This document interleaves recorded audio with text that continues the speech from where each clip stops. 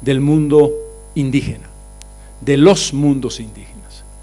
Es un poder gigantesco, un poder tan gigantesco que, y ahí vuelvo a Gisbert, se superpone, pervive y permanece. El quechua, el aymara, el náhuatl, el quiché, no voy a mencionar sino algunas lenguas, están hoy presentes y son parte portadora del poder inmenso del mundo indígena. Esa fuerza tiene una debilidad inicial que va a ser aprovechada de manera muy significativa por los europeos.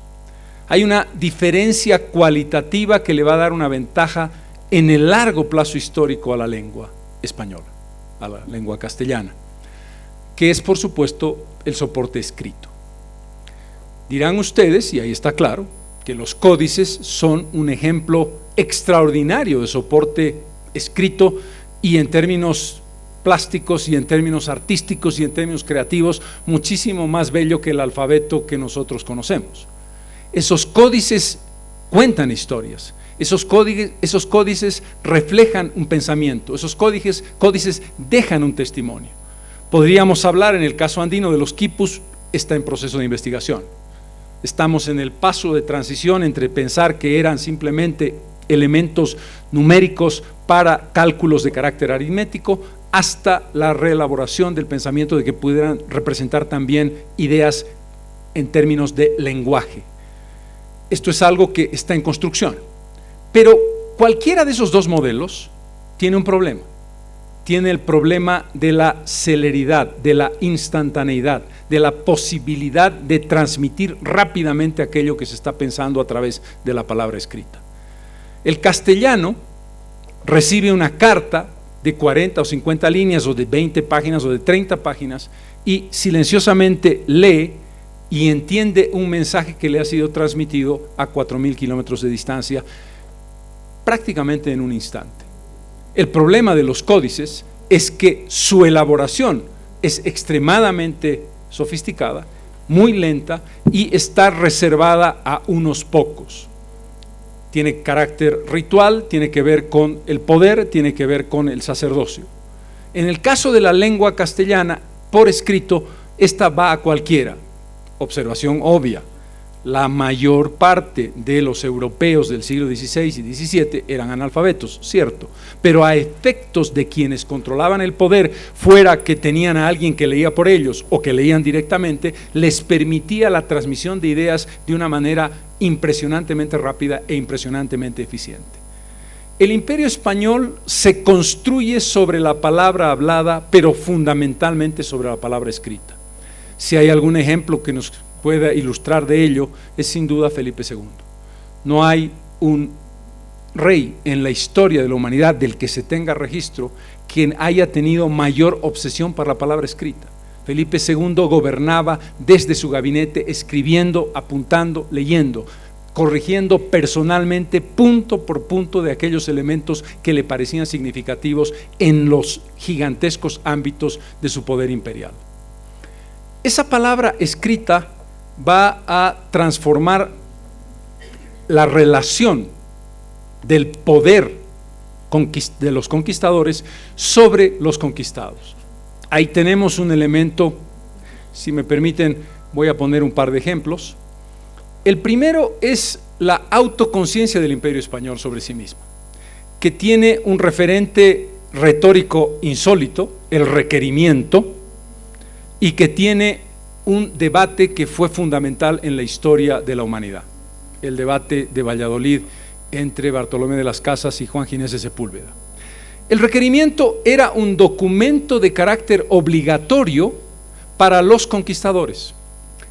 El conquistador que iba a iniciar una batalla contra, vamos a decir, Atahualpa, Pizarro contra Atahualpa, tiene la obligación de hacerle saber al enemigo que va a abrirse una batalla para defender los principios y los valores del Imperio Español, y le va a invitar al enemigo a sumarse a la fuerza española sobre la base de reconocer al emperador y sobre la base de reconocer a la religión y al Dios verdadero. Por supuesto, Esto tiene un marco de surrealismo absolutamente increíble. Imagínense ustedes el planteamiento del cura Valverde a Atahualpa, y no voy a entrar al detalle del breviario que es tirado por el rey Inca. ¿De qué me está hablando este señor? ¿Cuál es la idea? Que yo me tengo que someter a un emperador que nadie sabe dónde está y que tengo que creer en un Dios abstracto que no sé de qué se trata. Pero este absurdo tiene un sentido. Tiene el sentido de la búsqueda de legitimidad. Los españoles, obsesivos por los papeles, buscan legitimar su victoria, legitimar la guerra justa que diría el filósofo Vitoria. No victoria, sino vitoria. Este concepto es clave, la legitimación de lo que vas a hacer. Corolario, el virrey Toledo, el más grande organizador del poder colonial, admirable para los imperiales de España, execrable para los indígenas porque transformó completamente su mundo. Del desorden de los conquistadores llegó el orden de Toledo. Plantea la legitimidad en una doble dirección. No solamente es el requerimiento de la batalla que me hará ganar porque tú te has negado a aceptar la verdad de mi rey y la verdad de mi Dios, sino demostrar que tú no eras el legítimo propietario de estas tierras. Toledo encarga a varios visitadores a investigar sobre el origen de los pueblos que estaban asentados en el área andina, para demostrar algo obvio, que los incas eran tan usurpadores como los españoles y que en consecuencia los incas no podían reivindicar para sí ninguna legitimidad porque ellos habían conquistado, igual que los españoles a los incas, al conjunto de los pueblos que estaban dominados por ellos. Y organiza una crónica oficial que demuestra, en la lógica de la que estoy hablando, que los incas son usurpadores y que por lo tanto los españoles tienen plena legitimidad de dominio sobre esas tierras. Otra vez la obsesión de la legalidad y la obsesión de la legitimidad. No sé si el Imperio Español fue el único, pero es uno de los pocos, que se ha preguntado sobre la justeza o no de las acciones que llevaba adelante, cosa que probablemente Julio César, cuando cruzó el Rubicón para conquistar las Galias, no se preguntó. Estas preguntas llevan a otro razonamiento que me parece importante y que me parece fundamental para analizar la relación del poder colonial con el poder oprimido, que es el debate de Valladolid. Tendemos a pensar que la reivindicación de los derechos de los indígenas, la reivindicación de todos los seres humanos nacemos iguales, cuya premisa fundamental está en la voz de Bartolomé de las Casas. Esta premisa, que hoy está reconocida internacionalmente por la Declaración Universal de los Derechos Humanos, era periférica, era marginal, no tenía una relación con el centro, es decir, que eran voces que se escuchaban a lo lejos y que nadie hacía caso de ellas, y que nunca el poder asumió la interpelación valiente y extraordinariamente adelantada a su tiempo, desde una visión cristiana, como no podía ser de otra manera, que hicieron varios sacerdotes, Montesinos podía decir, pero hablamos de Bartolomé de las Casas. No es verdad.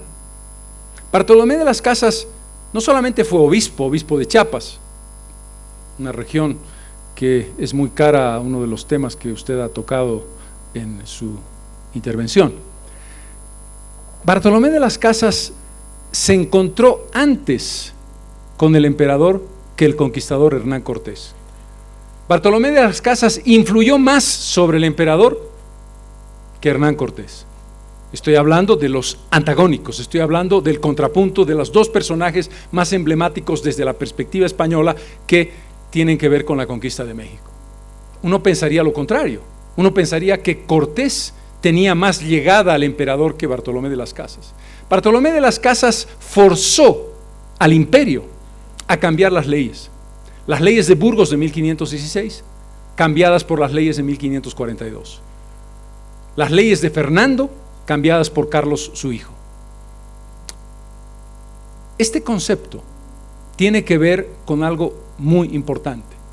El imperio toma conciencia de que los abusos que está cometiendo son innombrables, a tal punto que durante un par de años Carlos V prohíbe expresamente que se haga ninguna conquista en territorio americano hasta que no se esclarezca la verdad de las denuncias de Bartolomé de las Casas, que escribiría luego la crónica de la destrucción de las Indias, que fue uno de los elementos más importantes para la construcción internacional de la leyenda negra sobre España, sobre todo de los enemigos europeos de España, y que por supuesto estaba basada en una realidad dramática y lacerante que estaba viviendo el mundo americano y que estaban viviendo los indígenas americanos.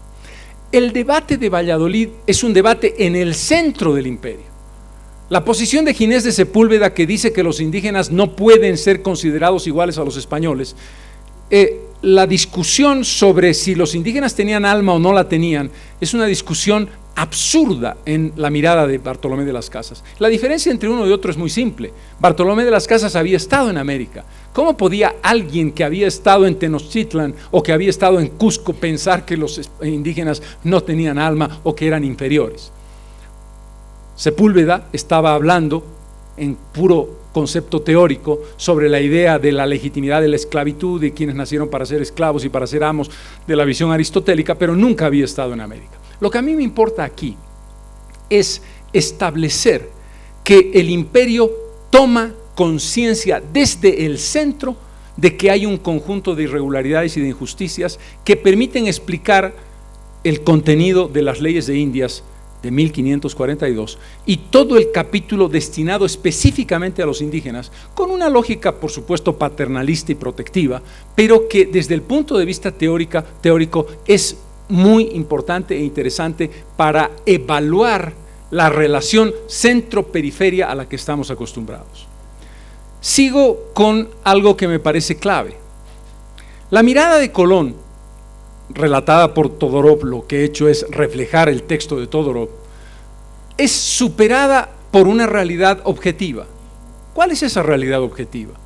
Yo no puedo imponer el imperio y no puedo imponer sus reglas y sobre todo no puedo imponer a mi Dios en mi lengua si el 95% de aquellos que tengo que evangelizar no hablan el castellano. Y ahí entramos en dos elementos extraordinariamente importantes.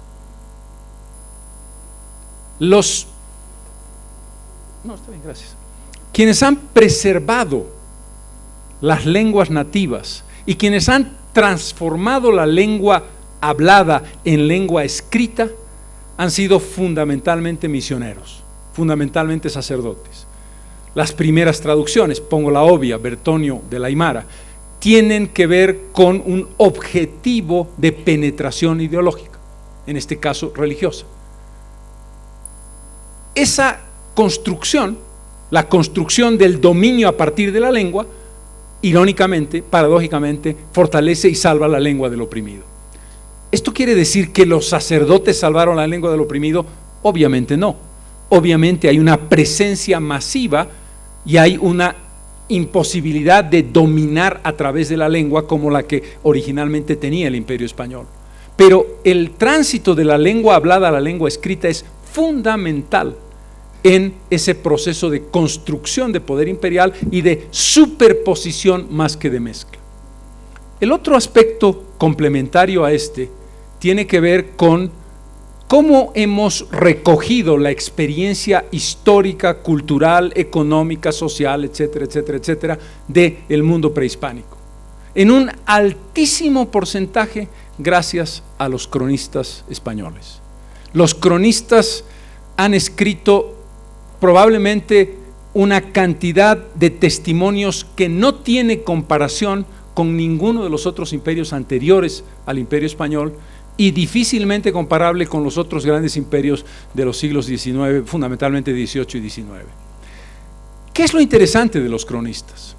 Los cronistas no son, como podría pensarse, representantes del oficialismo, no son quienes escriben solamente historia oficial. Hay cronistas que escriben historia oficial, que están contratados.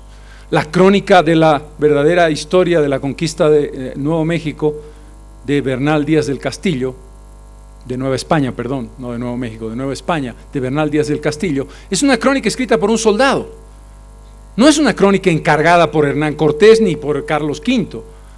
Los investigadores como Cobo, que hacen unas descripciones extraordinarias de las riquezas de carácter, hoy día diríamos, de medio ambiente de la zona andina, son hechas voluntariamente y sin ningún tipo de contrato. Por lo tanto, uno puede encontrar en los cronistas españoles toda la gama y puede encontrar textos interesados, textos sesgados, textos que distorsionan, y puede encontrar textos abrumados por la belleza, por el descubrimiento de un mundo que impresiona de una manera absoluta, la fascinación por aquello que se ve por primera vez. Y en consecuencia contamos con un conjunto de información invalorable. Para ser francos y para ser claros, no podríamos haber recuperado el mundo prehispánico sin las crónicas. ¿Son el único camino? Por supuesto que no. Está el trabajo textil, están los códices, están los quipus, está la tradición oral, que tiene una importancia fundamental. Esa importancia no quita un milímetro el peso.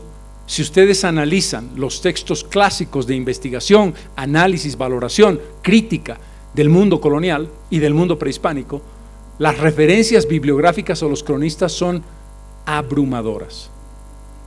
No podríamos entender ese mundo sin la crónica española.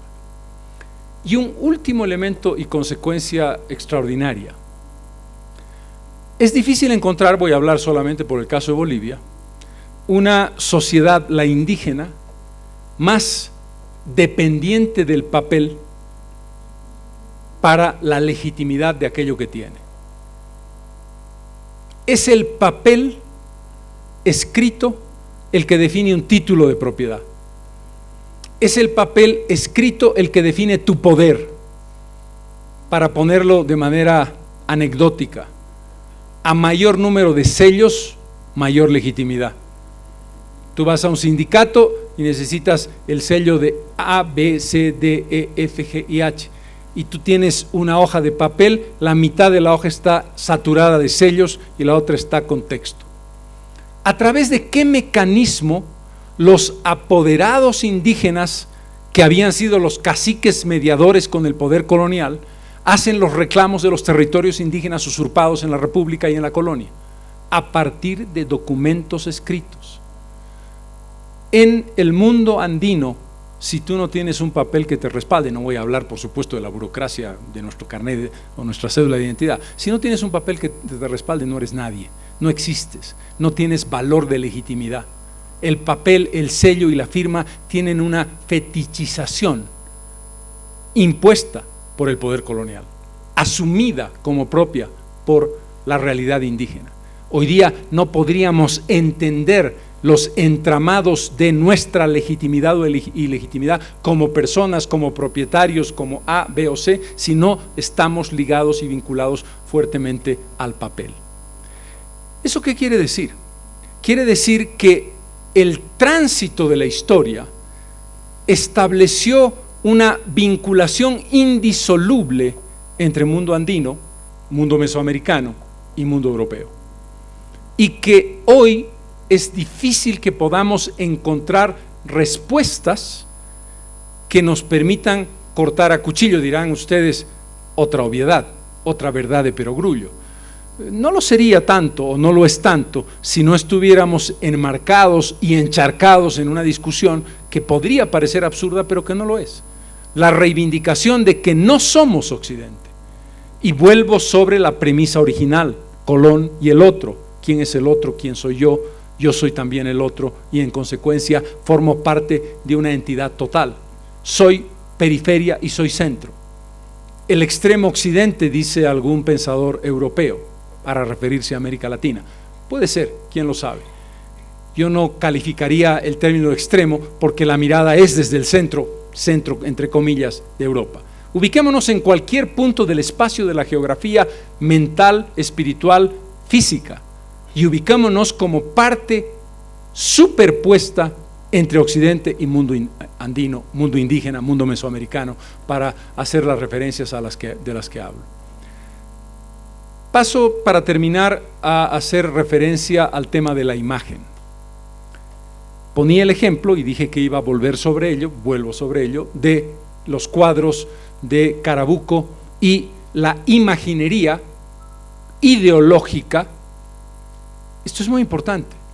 La belleza estética de los templos, la belleza estética de los cuadros, la belleza estética de la música, tiene una relación mucho más importante en sus contenidos y en sus objetivos que en la belleza intrínseca de su realización. Hoy día pueden ser objetos estéticos, y de hecho lo son, de una belleza extraordinaria, pero el punto de partida es transmitir ideas. Si no puedo hablar por la vía de la lengua castellana y tengo que hacer las traducciones del guaraní o del quechua o del aymara o del náhuatl, sí puedo a través de un cuadro transmitir mis ideas religiosas. Y ahí estamos otra vez en el ámbito de la superposición. Una de las preguntas básicas que uno se hace es: ¿cuán sofisticado era ese mundo en el que se estaba desarrollando la transmisión de ideas vía la imagen? San Lorenzo de Potosí, la iglesia de San Lorenzo y la fachada de San Lorenzo, tiene elementos referidos a las ideas platónicas, tiene elementos referidos a la armonía del universo y lo que la música representa en el orden de las estrellas y el cielo. Ahí está el sol, está la luna, están las estrellas, están las sirenas, está el charango, están elementos que confluyen, referentes de carácter andino, con pensamientos sofisticados de carácter occidental, pre-cristiano y desde un punto de vista crítico, incluso no cristiano, como el caso de Platón. ¿Pensarían ustedes desde Venecia o pensarían ustedes desde Roma que en América, en el centro del continente, a 10.000 kilómetros de distancia, se estaba debatiendo la aplicación de la ciudad de Dios agustiniana, que no es otra, por supuesto, que las misiones jesuíticas de Mojos y Chiquitos? El mundo que se estaba intentando construir en esas misiones era la reproducción ideológica de San Agustín. En Venecia, en el siglo XVII, pensarían que en los Andes estaba Platón a 4.000 metros de altura, o que en el centro del borde amazónico del escudo brasileño se estaba discutiendo sobre la ciudad de San Agustín, sobre la ciudad de Dios de San Agustín. Mundialización, transmisión de ideas. Último ejemplo, la imagen de el dios Sol representado en la custodia. La custodia es ese objeto de oro construido por el mundo católico para meter en el centro la hostia, que es el cuerpo de Cristo. El Corpus Christi, el día de Corpus Christi, se saca esa custodia de oro, de plata, de perlas, de esmeraldas, y al centro está la hostia. La custodia, que representa a nuestro Señor Jesucristo, para los cristianos, representa al Dios Sol, al Inti. El Inti está allí representado. Es el amanecer de el Dios Sol, y si quisiéramos ir más lejos, la posibilidad del Pachacuti, que llegará en algún momento. Ese discurso doble en la representación simbólica pictórica, que tiene abajo un gran cajón, que en la lectura cristiana es el Arca de la Alianza, que en la lectura indígena, ahí adentro está la Huaca del Inca. Esas dos posibilidades de lectura, ¿eran viables en el siglo XVII y siglo XVIII? La pregunta tiene que ver con algo básico. ¿Estaba la naturaleza de la construcción de ideas desde el mundo cristiano al mundo andino tan penetrada, era tan sofisticada? Un indígena de a pie que entraba a ver ese cuadro estaba leyendo al dios Sol y estaba leyendo a la Huaca del Inca, además de la custodia. La respuesta puede ser sí o puede ser no, pero todo parece indicar que hay una construcción común, que hay una construcción intencional. Guamán Poma de Ayala, influido por un jesuita, investigación italiana reciente. ¿Había una intención ideológica también mezclada entre Occidente y mundo andino? Estamos hablando de elementos de referencia imprescindible. ¿Cuál es el santo más venerado en los Andes de Bolivia? Santiago. ¿Quién es Santiago? Santiago Matamoros, que ha llevado a los españoles a la reconquista, el santo guerrero de la victoria de los españoles contra los moros en Granada. El santo que es Santiago Mataindios se convierte en el santo más venerado por los indígenas, aquel que para los españoles es el símbolo del poder de la destrucción de su ejército contra el mundo indígena. La razón está vinculada a la identificación de Santiago con el rayo. Santiago Illapa. ¿Por qué? Por el arcabuz, por la culebrina, porque la explosión identificada con el trueno y el rayo hace que los indígenas establezcan una referencia entre el santo y el elemento de su propia cosmovisión. Superposición. Esa superposición es una superposición mutuamente aceptada. El que impone o el que cree imponer, sabe, cree saber, no lo sabe, que detrás de Santiago está Illapa. Es decir, que los dioses no han sido totalmente destruidos, que el Dios de los cristianos no ha destruido a los dioses andinos. Probablemente lo sabían. Los indígenas creen en ese Dios abstracto, 3 en 1, Padre, Hijo y Espíritu Santo, la Divina Trinidad, o siguen creyendo en el Inti, y siguen creyendo en Illapa, y siguen creyendo en el cerro y no en la Virgen, que se ha metido en el cerro para mezclarse como un elemento complementario. ¿Sí? La respuesta no es fácil. Creo, y es un elemento que a mí me ha costado asumir, estaba mucho más en la línea de la mezcla, que el planteamiento de Teresa Gisbert de la superposición, agua y aceite, es verdadero. La conclusión básica, vía lengua y vía imagen, es una conclusión que nos obliga a reconocernos en ambos espacios, a reconocernos en ambas construcciones ideológicas, a reconocernos en ambas cosmovisiones. Prescindamos por un minuto de la palabra mestizo, que puede generar equívocos y que puede generar confrontación, y que de hecho genera confrontación. Establezcamos la idea consumada del Estado plurinacional, que no deja de ser republicano, dicho sea entre paréntesis, artículos 11 y 12 de la Constitución, pero esa es otra historia. Esa visión de hoy, la visión de la Bolivia del Estado plurinacional, no puede, no debe negar esta construcción común, paralela, contradictoria, violenta, destructiva, constructiva, pero que ha definido esa capa una encima de la otra con la que convivimos. Finalmente, puedo pensar que ese cuadro representa en exacta igualdad de posibilidades y de valor a Jesús nuestro Señor para los cristianos y al Inti y al Pachacuti para los andinos. En el momento en que encontramos esa respuesta, que no es excluyente, este es el punto fundamental, podremos asumir que no se han fusionado, que siguen funcionando independientemente. Esto es lo extraordinario, pero no podemos negar que es una construcción de la que nosotros somos herederos, una construcción que nos define colectivamente y que nos define individualmente.